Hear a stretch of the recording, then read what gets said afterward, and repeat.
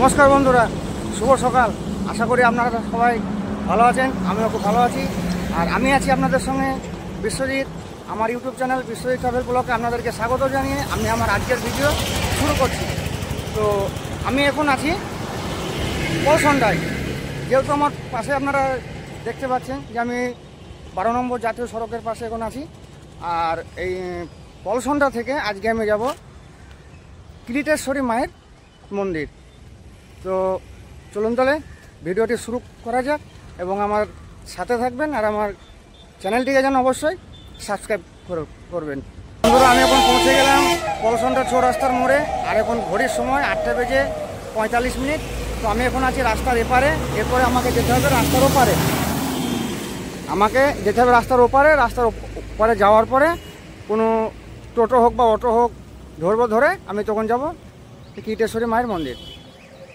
আমি এখান থেকে একটা টোটো পেলাম, এই যে আমার পেছনে লেগে আছে, এই হলো টোটো। তা এখানকার সিস্টেম যে কোনো টোটো যায় ডাইরেক্ট কিরিটেশ্বরী মন্দির যায় না, তো যাবে আপনার সীমানা পাড়া অবধি। তো আমাকে ওখানে নামিয়ে দেবে, তারপরে ওইখান থেকে আমাকে আবার নতুন করে একটা টোটো করতে হবে, করার পরে আমাকে তখন মন্দিরে যেতে হবে। তো আমাদের টোটো পলসন্ডা থেকে ছাড়লো, আর আমাদের টোটো যাবে সীমানা পাড়া পর্যন্ত। একটু আগে আপনাদেরকে বললাম। তো আপনারা যখন আসবেন আগামী দিনে, তো চেষ্টা করবেন যে ডাইরেক্ট টোটো ধরলে আপনাদের পক্ষে সুবিধা হবে এবং ভাড়াটাও একটু অল্পের মধ্যে দাঁড়িয়ে যাবে। আর যদি আপনারা কেটে যান, হয়তো একটু সময় বেশি লাগবে, ভাড়াটা হয়তো বেশি লাগতে পারে। আর এই লাইনে কিন্তু কোনো বাস চলাচল করে না, এই লাইনে টোটো আর অটো কিন্তু চলাচল করে।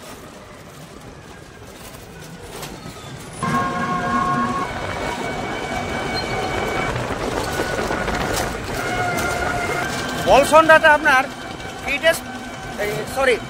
পলসন্ডাটি নবগ্রাম থানার এরিয়ার মধ্যে পড়ে। আর আমরা এখন যাচ্ছি কিরিটেশ্বরী মন্দির। কিরিটেশ্বরী মন্দিরটাও কিন্তু নবগ্রাম থানার এরিয়ার মধ্যে পড়ে।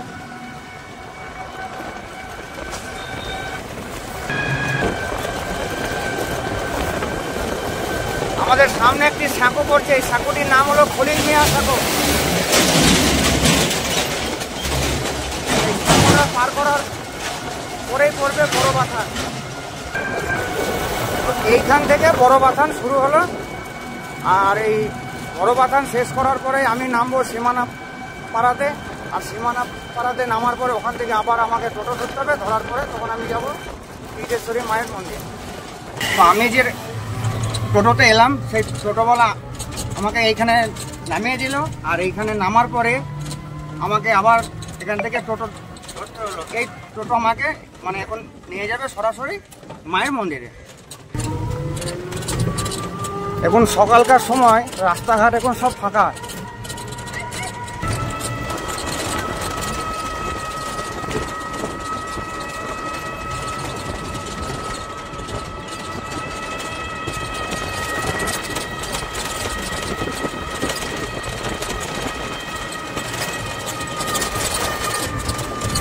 দেশে এখন যুদ্ধ চলছে, কঠিন অবস্থা। তা সব কিছুকে মাথায় রেখে আপনাদের আশীর্বাদ, আপনাদের ভালোবাসাকে সঙ্গে নিয়ে আমি আবার বাড়ি থেকে বেরিয়ে পড়লাম আবার একটি নতুন গন্তব্যস্থলে।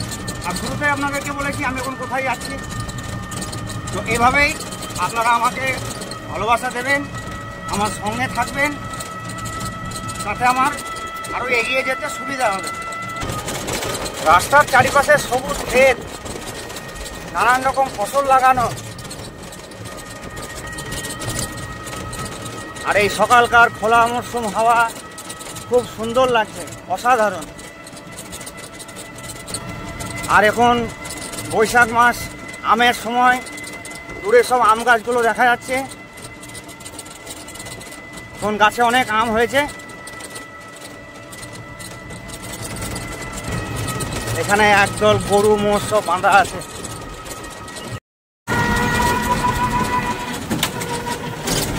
তো আমাকে এখন টোটো নামিয়ে দিল কিরিটেশ্বরী মন্দিরের সামনে। আর আমি দুবারে এলাম টোটোতে কেটে, যেহেতু আপনাদেরকে বললাম আমার পলসন্ডা থেকে এই কিরিটেশ্বরী মন্দির পর্যন্ত ভাড়া পড়লো 30 টাকা। আর এই হলো মায়ের মন্দিরে যাওয়ার রাস্তা।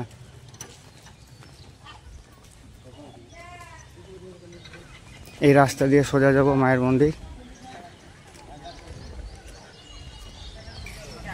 এই মন্দিরের সামনে নানান রকম পুজোর ডালার দোকান আছে, আপনারা চাইলে আপনাদের সাধ্য মতন ডালা নিতে পারেন।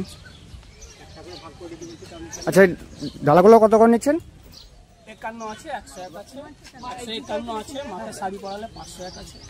আচ্ছা, 51 কোনটা আর 101 কোনটা? 51 ওটা শুধু পেয়ারা সিঁদুর ধূপ দিয়ে, আর এটা 5 ফল আলতা সিঁদুর শাখা লোহা মিষ্টি দিয়ে 101 টাকা। আর এটা এটা নারকল দিয়ে শাখা লোহা আলতা সিঁদুর দিয়ে 5-7 ফল দিয়ে 150 টাকা।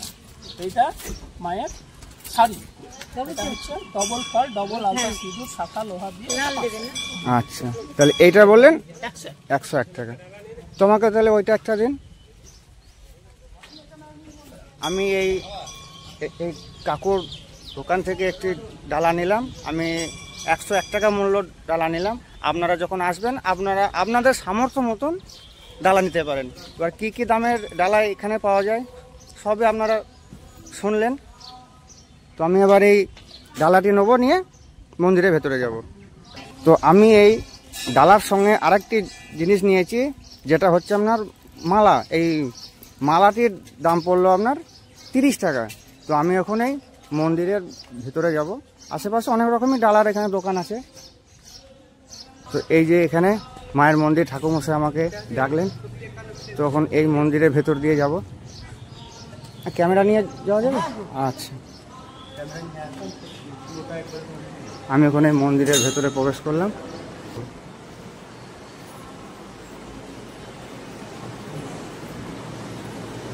তো আমি এখন মন্দিরের ভেতরে প্রবেশ করলাম। এই হলো মায়ের মন্দির। তো ঠাকুরমশাইয়ের মুখ থেকে আগে কিছু মায়ের সম্বন্ধে শুনে নি। দক্ষ যজ্ঞের সময় যখন শিব সতীকে নিয়ে ঘুরে বিষ্ণু সুদর্শন চক্রে 51টি খণ্ড হয়। এখানে পড়েছিল 51 খণ্ডের 1 খণ্ড কিরিট কণা। কিরিট কথার অর্থ হচ্ছে কপাল সহ মুকুট। যেটা মায়ের মূর্তি দেখছেন, মূর্তির তলায় ঢাকা আছে ব্রহ্মশিলা। ব্রহ্মশিলা দেখবেন সব জায়গাতেই ঢাকা, নলাটেশ্বরী বলুন, কালীঘাট বলুন, সবই কিন্তু মূর্তি দিয়ে এবং কাপড় দিয়ে ঢাকা থাকে। স্নানের টাইমে দর্শন হয়।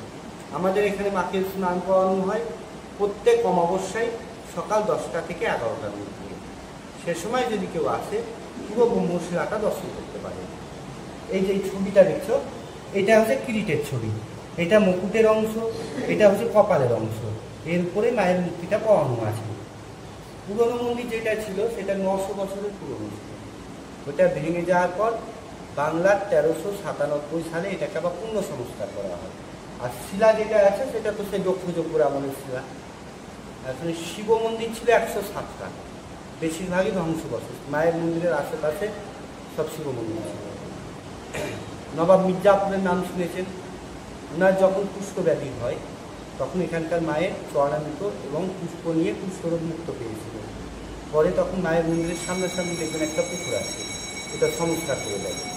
পূর্ব পশ্চিম, ইসলামের পবিত্র দিক হচ্ছে পূর্ব পশ্চিম, সেই হিসেবে খনন করা আছে। আগে বাঁধানো ছিল, এখন তো বাঁধানো। আমার নাম শুভঙ্কর চক্রবর্তী। তো এখানে ঠাকুরমশাইয়ের মুখ থেকে আপনারা সবই শুনলেন। তো আমি এখানে পুজো ডালাও নিয়ে এসেছি। তো এবার আমি এখানে পুজো দেবো। ঠাকুরমশাই এবার আমার পুজোটি শুরু করবেন। ওম শ্রী বিষ্ণু শ্রী বিষ্ণু ওম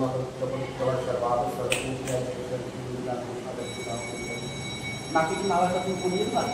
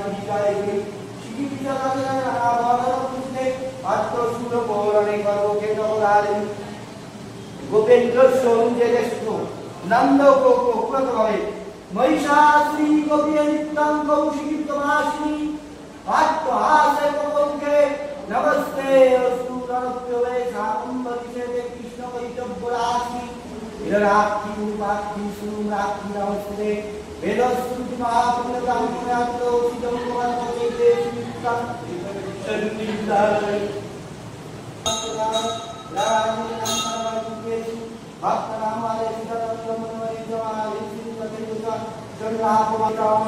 ओम श्री श्री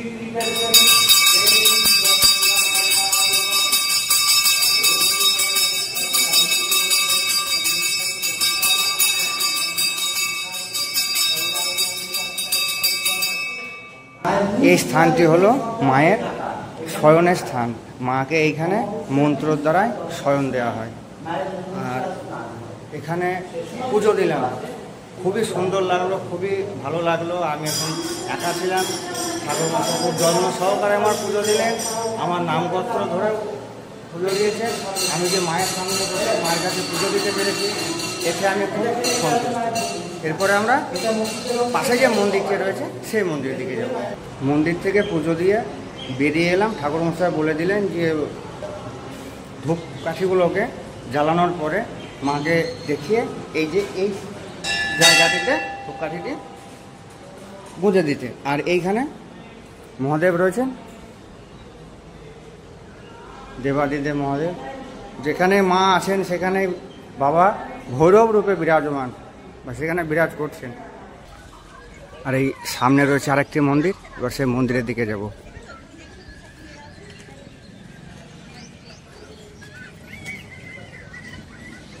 এই এখানে লেখা রয়েছে শ্রী শ্রী কীটেশ্বরী মাতার মন্দির, 51 পিঠে এক পিঠ। আমি এখন মন্দিরের ভেতরে প্রবেশ করলাম। মাথার ওপর সিদ্ধিদাতা গণেশের মূর্তি রয়েছে, এবং ভেতরে পুজো চলছে।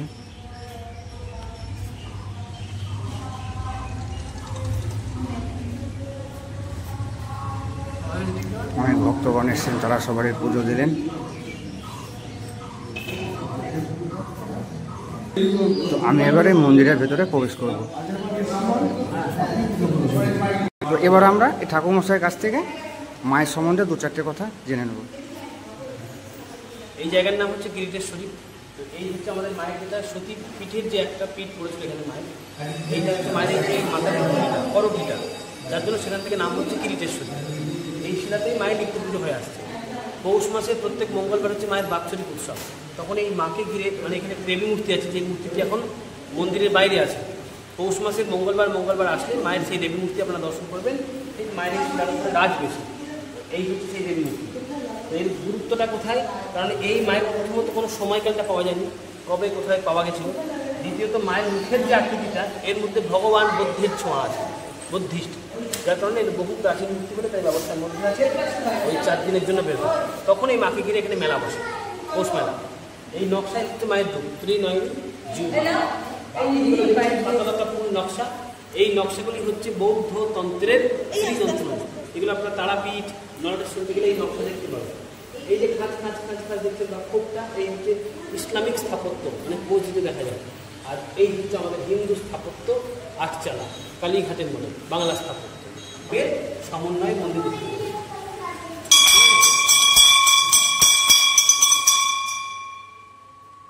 আমার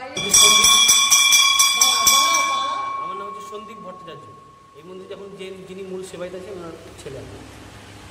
তো ঠাকুরমশাই, আর একটা প্রশ্ন আমার আছে, এই জায়গাতে মায়ের 3টে মন্দির কেন? 3টে মন্দির বলতে গেলে 3 মন্দিরের 3 গল্প আছে। এবার এই মন্দির হচ্ছে পুরনো, যেটা রানী ভবানী করে যান। পাশের মন্দিরটা 30 বছর আগে বহরমপুরের পরিবার করে যান, যেটা নাট মন্দির হিসেবে করেছিল, এবং 10-12 বছর আগে দেবী মূর্তি দেওয়া হয়েছে। আর গুপ্ত মন্দিরটা 100-150 বছর হলো। ওখানে মায়ের একটি গুপ্ত রূপ আছে, যে রূপ আমাদের সন্তানের জন্য দর্শন নিষিদ্ধ। এই জিনিসটাকে নিয়েই এই আদি ও আদি এই গল্পগুলো একটু শুরু হয়ে গেছে।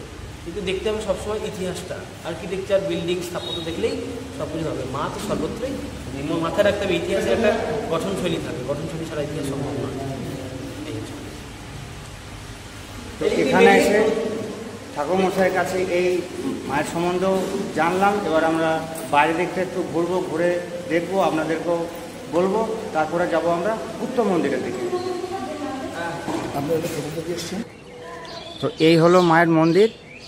এই মন্দির থেকে আমি বাইরে বেরিয়ে এলাম। আর এবার যাব সামনে যে দিঘিটি রয়েছে সেই দিঘিটিতে। এই দিঘিটির সম্বন্ধে তো আপনারা মন্দিরের ভেতরে শুনলেন ঠাকুরমশাইয়ের মুখ থেকে, যে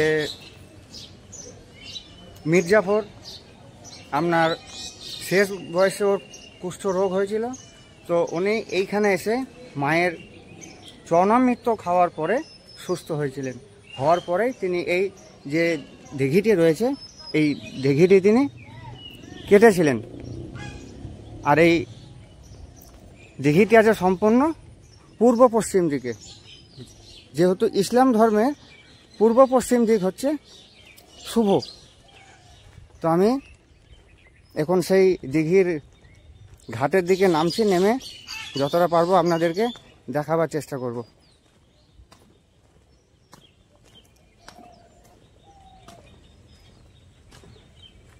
এই যে এই হলো সেই দিঘি।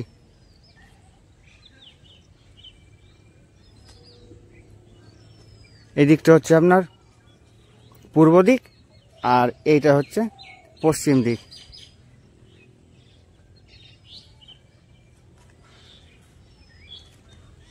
তো এই দিঘিটা আমাদের দেখা হয়ে গেল। দেখার পরে মন্দিরের যে চতুর্দিকটা আছে সেই দিকটা এবার আমরা একটু ঘুরবো। চলুন তাহলে যাওয়া যাক। এখানেও একটি শিব মন্দির আছে, এখানেও শিব মন্দির। এই স্থানে এক সময় 108টি শিব মন্দির ছিল, যেটা আপনারা ঠাকুরমশাই মুখ থেকে শুনলেন। আর এইখানটাই ছিল সেই পুরনো মন্দিরটি, যে মন্দিরটিকে ভেঙে ফেলার পরে নতুন করে আবার এখানে মন্দির নির্মাণ করা হয়েছে। এই হলো সেই 900 বছরের পুরনো মন্দির, যেখানে আগে মা এই স্থানে বিরাজ করতেন।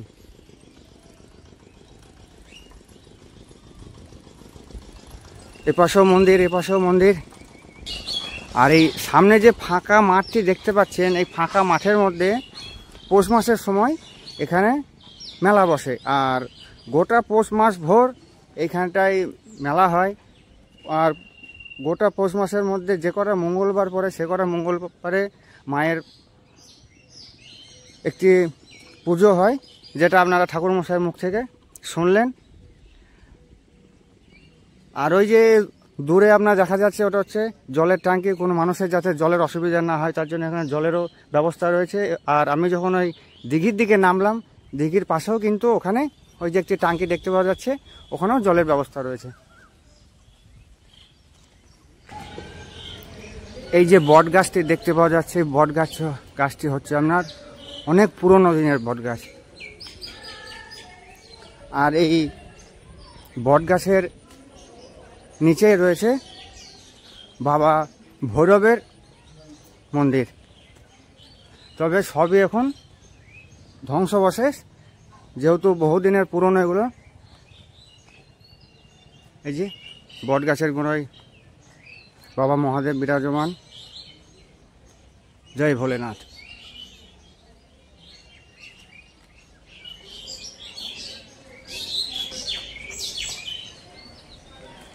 এই যে পুরো বটগাছের যে জটা রয়েছে, এই জটাটিতে পুরো মন্দিরটিকে ধরে রয়েছে। সামনে এইখানে রয়েছে মায়ের অফিস। আর আরেকটা কথা হলো, এই গ্রামটির নাম এর আগে ছিল কৃটকোনা গ্রাম।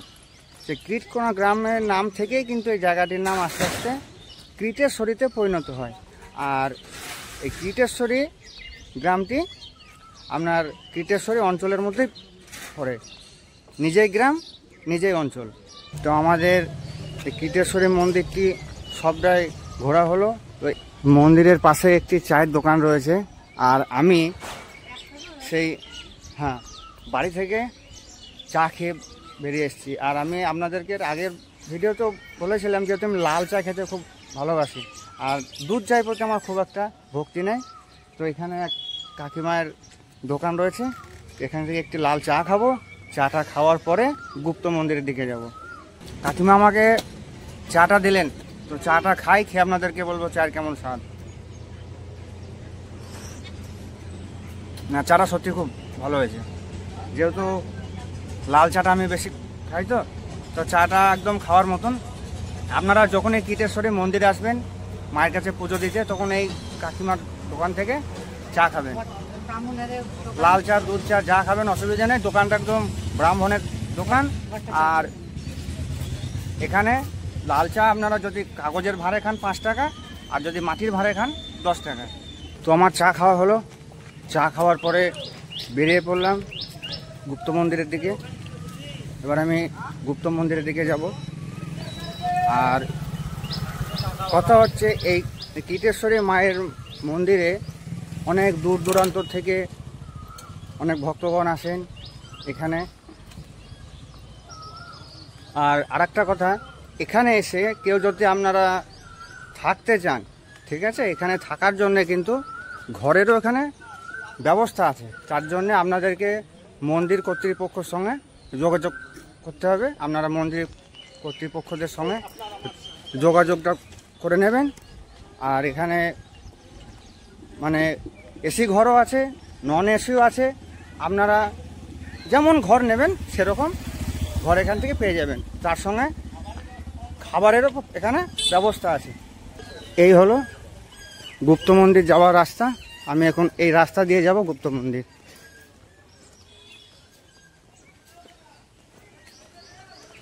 এই হলো সেই রাস্তা। আর আমরা এখন মায়ের মন্দিরের কাছে চলে এসেছি। আর এই হলো মায়ের সেই গুপ্ত মন্দির। তো আমরা এখন এইটা দিয়ে যাব। এই যে আমরা এখন চলে এসেছি মায়ের গুপ্ত মন্দিরের সামনে। এখানেও অনেক শিবের মন্দির রয়েছে। বাইরে দুটো মন্দির আছে। এখানে একটি রয়েছে বাবা কমলেশ্বর।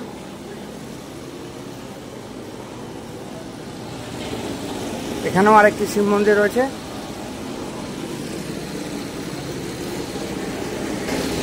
এভাবে মন্দিরের ভেতরে প্রবেশ করব। মন্দিরের ভেতরেও পরপর দুটো শিব মন্দির রয়েছে। আর এই সামনে রয়েছে হাড়িকাঠ, এখানে বলিদান হয়। আর এই পাশে রয়েছে ধূপকাঠি গোঁজার জায়গা।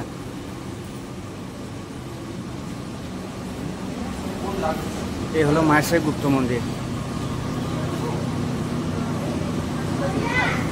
মায়ের মূর্তি, আমরা এখানে মাকে দর্শন করলাম। তো এই মন্দিরে যে পুরোহিত মশাই আছে, ওনার মুখ থেকে এই মায়ের এই গুপ্ত মন্দির সম্বন্ধে 2-4টে কথা শুনে নেব। 3টে মন্দির আছে বর্তমানে, ঠিক আছে। যেটা দেখলেন মাঠের মধ্যে 2টো মন্দির আছে। একটা হচ্ছে আদি মন্দির বলে লেখা আছে। ওই আদি জায়গাতে এই মা ছিলেন। মুর্শিদকুলের আমলে যখন ঢাকা থেকে রাজধানী পরিবর্তন হয় মুর্শিদাবাদ, ঠিক আছে, তো তখন তো মন্দির ভেঙে মসজিদ বানানো হচ্ছিল। সেই মুহূর্তে একটা ধর্মান্তরিত ব্যাপার ছিল। তখন রাস্তার সম্মুখ থেকে মাকে গুপ্তভাবে এখানে আনা হয়েছিল, যাতে কোনোভাবে ধ্বংস না হয় তার জন্য। এবং বাড়ির মতো করে বানিয়েছিল, কোনোরকম গম্বুজ দেওয়া হয়নি, যাতে কেউ বুঝতে না পারে মন্দির।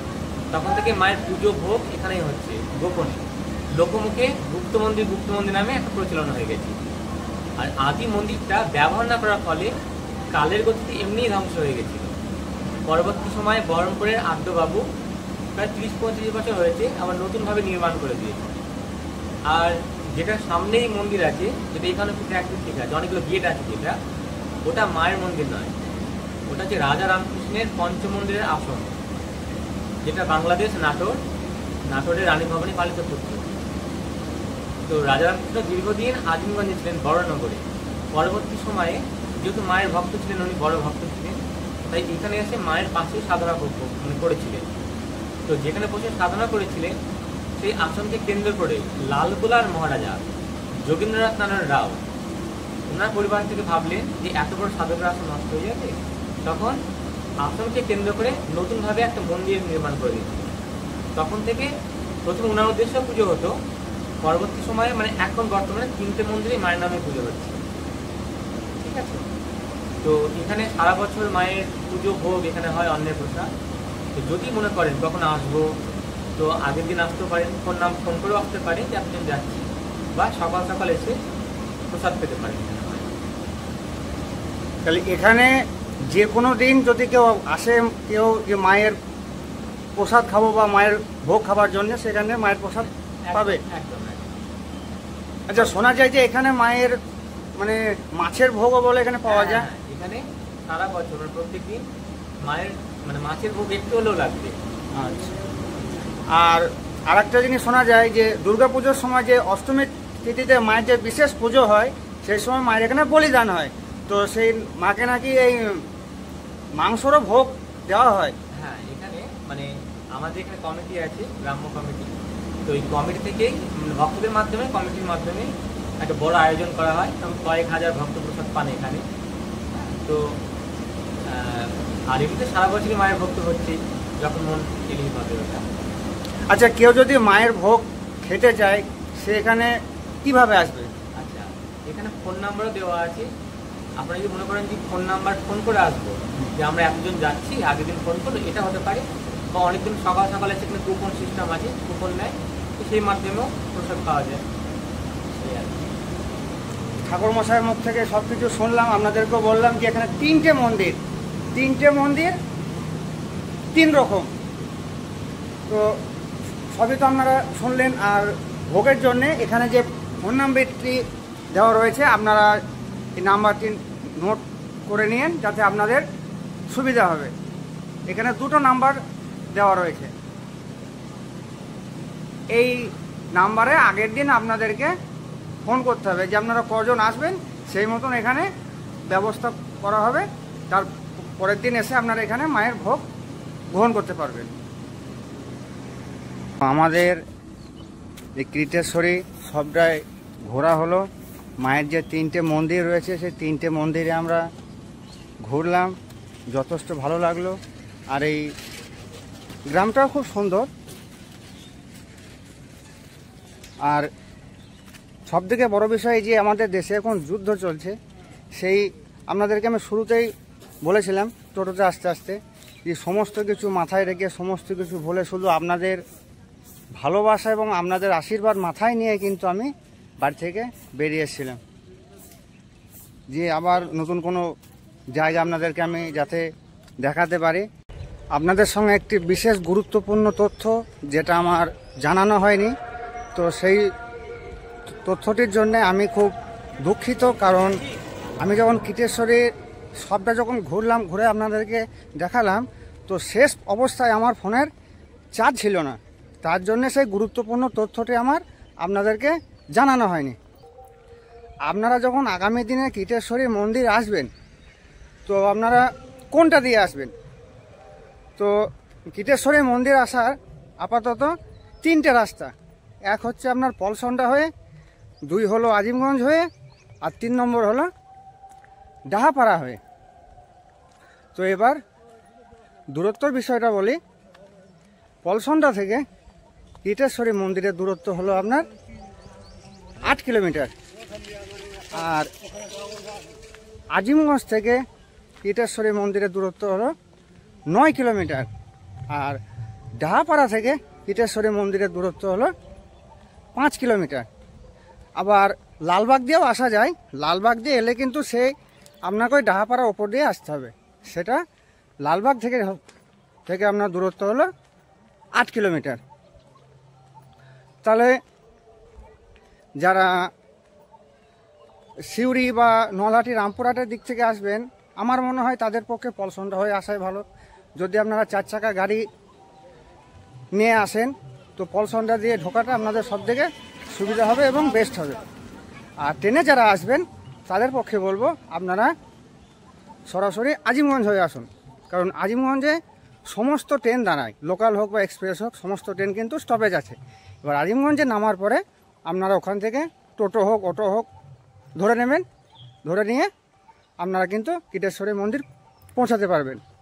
আর ঢাপাড়ার বিষয়টা যদি বলা হয় তো সেটা হলো ঢাপাড়াতে কিন্তু সব লোকাল ট্রেন দাঁড়ায় না, ওর মধ্যে কয়েকটা ট্রেন ঢাপাড়াতে স্টপ করে। তো ঢাপাড়া থেকে যারা বহরমপুরের দিক থেকে আসবেন তাদের পক্ষে ঢাপাড়া হয়ে আসাটা আমার মনে হয় সব থেকে সুবিধাজনক। যদি কেউ 4 চাকা বা 2 চাকা নিয়ে আসেন তাদের পক্ষে এটা কিন্তু সুবিধাজনক হবে। তো আমার এই তথ্যটি আপনাদেরকে জানানো আমার একান্তই দরকার ছিল, যেহেতু আপনাদেরকে যখন সবটাই শেয়ার করলাম, বা আসার বিষয়টা তো শেয়ার করা হয়নি যে কিভাবে আসবেন, তার জন্য সেইটাই এখন আপনাদের সঙ্গে শেয়ার করে দিলাম। এখানে এই মন্দিরের পাশে একটি শৌচালয়ের ব্যবস্থা আছে পুরুষ এবং মহিলাদের জন্যে, যাতে কোনো মানুষের অসুবিধা না হয়। যেসব মানে যারা মাকে দর্শন করতে আসবেন তীর্থযাত্রীদের কোনো অসুবিধা না হয় তার জন্য এখানে এই ব্যবস্থাটি করা হয়েছে। তো আমি আপনাদেরকে যতটা পারলাম দেখালাম, ঘোরালাম, বোঝালাম। তো আমার এই ভিডিওটি আপনাদেরকে কেমন লেগেছে অবশ্যই একটি কমেন্ট করে জানাবেন এবং আমার চ্যানেলটিকে অবশ্যই যেন সাবস্ক্রাইব করবেন। আর আমার ভিডিওটি আমি এখানেই শেষ করছি। তো আপনারা সবাই সুস্থ থাকবেন, ভালো থাকবেন, ধন্যবাদ।